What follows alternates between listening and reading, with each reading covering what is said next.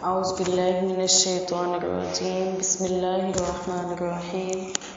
رب اشرح لی صدری ویسر لی امری واحلل عقدۃ من لسانی یفقہوا قولی۔ آج انشاءاللہ ہم 25ویں پارے کا خلاصہ دیکھیں گے۔ قرآن مجید فرقان حمید کے 25ویں پارے کا آغاز سورہ حامیم سجدہ سے ہوتا ہے۔ اللہ رب العزت ارشاد فرماتے ہیں کہ قیامت کا علم اسی کی طرف لوٹایا جاتا ہے، اسی طرح ہر اگنے والے پھل کا علم اس کے پاس ہے، اور ہر عورت کے حمل اور اس کے بچے کی پیدائش کا علم اللہ کے پاس ہے۔ اللہ تعالیٰ چونکہ خود بنانے والے ہیں، اس لیے اس سے کوئی چیز ڈھکی چھپی نہیں۔ اس صورت میں اللہ رب العزت فرماتے ہیں کہ روز قیامت اللہ کافروں کو پکارے گا اور پوچھے گا کہ وہ کہاں ہیں جنہیں تم نے میرا شریک قرار دے رکھا تھا؟ تو کافر کہیں گے کہ ہمیں ان کی کچھ خبر نہیں، جن کو وہ خدا کے سوا پکارتے ہوں گے وہ سب غائب ہو جائیں گے، اور کافر یقین کر لیں گے کہ آج اللہ کے سوا کوئی مخلص نہیں، اس کے در کے علاوہ کوئی پناہ گاہ نہیں۔ لیکن اس موقع پہ کسی کا ایمان لانا اسے نفع نہ دے گا، اسے فائدہ نہ دے گا۔ اللہ تعالیٰ اس صورت میں فرماتے ہیں کہ انسان بھلائی کی دعائیں کرتے ہوئے نہیں تھکتا، لیکن جب اسے کوئی تکلیف پہنچتی ہے تو مایوس ہو جاتا ہے اور آس توڑ بیٹھتا ہے۔ اس سورہ مبارکہ میں رب رحمان نے یہ بھی بتایا کہ وہ انسان کو اپنی نشانیاں آفاق میں بھی دکھائیں گے اور خود ان کی اپنی ذاتوں میں بھی، یہاں تک کہ انسانوں کو یقین ہو جائے گا کہ اللہ ہی حق ہے۔ اس کے بعد سورۃ الشورى ہے۔ سورۃ الشورى میں اللہ رب العزت نے اس بات کا ذکر کیا ہے کہ فرشتے اپنے رب کی پاکی اور اس کی تعریف بیان کرتے ہیں، اور زمین میں رہنے والے اہل ایمان کے لیے مغفرت طلب کرتے ہیں۔ ان آیات سے پتہ چلتا ہے کہ اللہ رب العزت اپنی مخلوق پر کس قدر مہربان ہے کہ اللہ رب العزت کے نورانی فرشتے جہاں اللہ کی پاکی بیان کرتے ہیں، وہیں پہ اللہ کے حکم سے اہل ایمان کے لیے دعائے مغفرت بھی کرتے ہیں۔ اس کے بعد اللہ رب العزت فرماتے ہیں کہ ہم نے آپ صلی اللہ علیہ وسلم پر قرآن عربی کی وحی کی ہے تاکہ آپ صلی اللہ علیہ وسلم ام القری یعنی مکہ مکرمہ اور اس کے آس پاس رہنے والوں کو قیامت کے دن سے ڈرائیں، جس کے آنے میں کوئی شبہ نہیں ہے، اور جب ایک گروہ جنت میں جائے گا اور ایک گروہ جہنم میں۔ رسول کریم صلی اللہ علیہ وسلم سے پہلے جتنی بھی انبیاء کرام مبعوث ہوئے، وہ سب کے سب اپنی بستیوں، اپنے علاقوں اور اپنی اقوام کے لوگوں کی رہنمائی کا فریضہ سر انجام دیتے رہے، لیکن اللہ رب العزت نے نبی صلی اللہ علیہ وسلم کو پوری انسانیت کا رہنما بنا دیا، اور آپ صلی اللہ علیہ وسلم کی دعوت مکہ مکرمہ سے شروع ہوئی، جو بستیوں کی ماں یعنی ان کا مرکز ہے، اور اس کے بعد یہ پوری دنیا میں پھیل گئی۔ اس صورت میں اللہ رب العزت فرماتے ہیں کہ جب قیامت کا دن آئے گا تو آپ اس دن ظالموں کو اپنی بدعمالیوں کی وجہ سے خوف زدہ دیکھیں گے، اور اس کا وبال ان پہ آ کے رہے گا، اور جو لوگ ایمان لائے اور انہوں نے نیک اعمال کیے تو وہ جنت کے باغات میں ہوں گے۔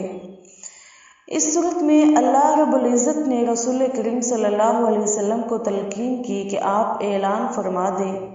کہ میں دین کی دعوت کے سلسلے میں کسی اجر کا طلبگار نہیں ہوں، لیکن میں اتنا ضرور چاہوں گا کہ میرے رشتہ دار، عزیز و اقارب سے پیار کا سلوک کیا جائے۔ انبیاء علیہ السلام دعوت دین کا کام صرف اللہ کی رضا کے لیے کرتے ہیں،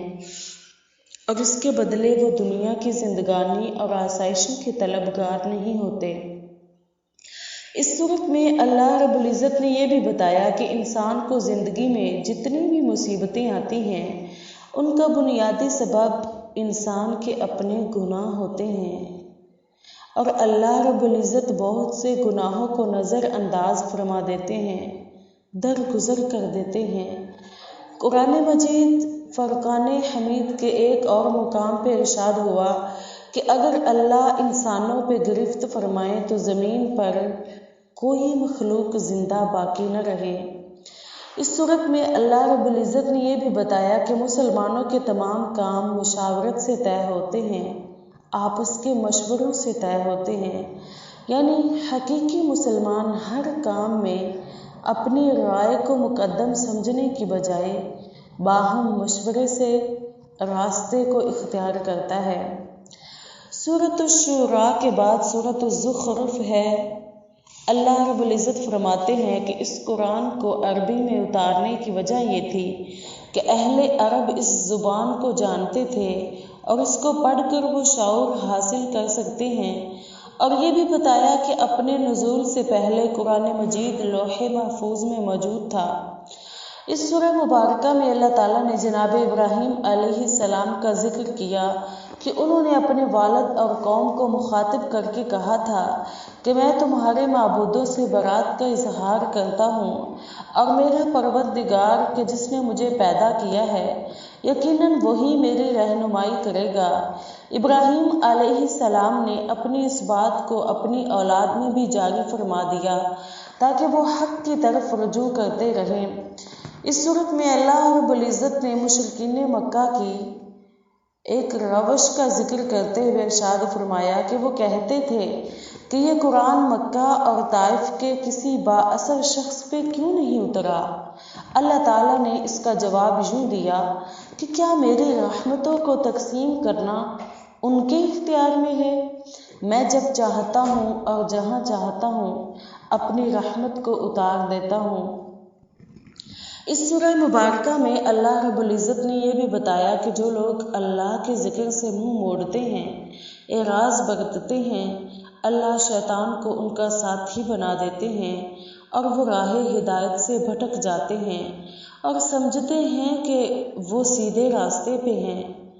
اس صورت میں اللہ تعالیٰ نے اس بات کا بھی ذکر کیا کہ عیسیٰ علیہ السلام اللہ کے بندے تھے جن پہ اللہ نے اپنا انعام کیا تھا اور ان کو بنی اسرائیل کے لیے اپنی نشانی بنا دیا تھا۔ اللہ تعالیٰ نے فرمایا کہ عیسیٰ علیہ السلام قیامت کی ایک نشانی ہے، اور حدیث پاک میں اس بات کی صراحت ہے کہ قرب قیامت عیسیٰ علیہ السلام فرشتوں کے ساتھ دمشق کی جامع مسجد کے شرقی مینار پہ اتریں گے، خنزیر کو قتل کریں گے، صلیب کو توڑیں گے، جزیوں کو موقوف کریں گے اور فتنہ دجال کا خاتمہ فرمائیں گے۔ اس کے بعد سورۃ الدخان ہے۔ اس میں اللہ رب العزت فرماتے ہیں کہ ہم نے قرآن مجید کو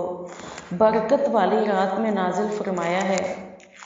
سورہ دخان میں بھی اللہ تعالیٰ نے قوم فرعون کا ذکر کیا کہ اللہ نے قوم فرعون کو آزمائش میں ڈالا اور ان کے پاس ایک عزت والے رسول یعنی موسیٰ علیہ السلام آئے جنہوں نے اس سے کہا کہ تم اللہ کے بندوں کو میرے حوالے کر دو، میں بے شک تمہارے لیے اللہ کا امانت دار پیغمبر ہوں، اور اللہ کے حکم سے سرکشی اختیار نہ کرو، بے شک میں تمہارے پاس ایک واضح دلیل لے کے آیا ہوں۔ فرعون نے اس موقع پہ موسیٰ علیہ السلام کو سنگسار کرنے کی دھمکی دی تو موسیٰ علیہ السلام نے اس سے کہا کہ میں اپنے اور تمہارے رب سے پناہ مانگتا ہوں کہ تم مجھے سنگسار کرو، اگر تم مجھ پہ ایمان نہیں لاتے تو مجھ سے دور ہو کر رہو۔ حضرت موسیٰ علیہ السلام نے اللہ رب العزت کو پکار کر کہا کہ اے رب، یہ تو مجرموں کی قوم ہے۔ تو اللہ نے ان سے کہا آپ میرے بندوں کو لے کر رات میں نکل جائیے، آپ کا پیچھا کیا جائے گا اور آپ کے لیے ہم سمندر کو ٹھہری ہوئی حالت میں چھوڑ دیں گے، بے شک یہ آپ کا پیچھا کرنے والے یہ ڈوبنے والے ہیں، یہ ڈوبنے والا لشکر ہے، اور اللہ تعالیٰ نے اس طریقے سے بنی اسرائیل کو سرکش اور حد سے تجاوز کرنے والے فرعون کے رسوا کن عذاب سے نجات دی۔ اس کے بعد سورۃ الجاثیہ ہے۔ اس میں اللہ تعالیٰ نے اپنی بہت سی نشانیوں کا ذکر کیا۔ اللہ رب العزت نے فرمایا کہ زمین و آسمان میں نشانیاں ہیں ایمان لانے والوں کے لیے، اور انسانوں اور جانوروں کی تخلیق میں نشانیاں ہیں یقین رکھنے والوں کے لیے، اور صبح و شام کی گردش میں اور آسمان سے اترنے والے پانی میں جس سے مردہ زمینیں زندہ ہوتی ہیں، اور ہواؤں کے چلنے میں نشانیاں ہیں عقل والوں کے لیے۔ اس صورت میں اللہ تعالیٰ ارشاد فرماتے ہیں کہ اللہ تعالیٰ نے سمندروں کو مسخر کیا تاکہ اس کے حکم سے ان سمندروں میں کشتیوں کو چلایا جائے اور اس کے فضل کو تلاش کیا جائے تاکہ اس کا شکریہ ادا کیا جائے۔ اس صورت میں اللہ تعالیٰ فرماتے ہیں کہ ہم نے بنی اسرائیل کو کتاب و حکمت اور نبوت دی اور پاکیزہ رزق بھی دیا اور ان کو جہانوں پہ فضیلت دی۔ پھر اس کے بعد اللہ تعالیٰ نے اپنی شریعت اور یہ فضیلت بنی اسرائیل سے لے کر رسول کریم صلی اللہ علیہ وسلم کے ذریعے مسلمانوں کے سپرد کر دی اور تلقین کی کہ یہود و نصارہ کی خواہشات کو کوئی اہمیت نہیں دینی اور اللہ رب العزت کے احکامات کی پابندی کرنی ہے۔ دعا ہے کہ اللہ ہمیں قرآن مجید پڑھنے، سمجھنے اور اس پہ عمل کرنے کی توفیق عطا فرمائے۔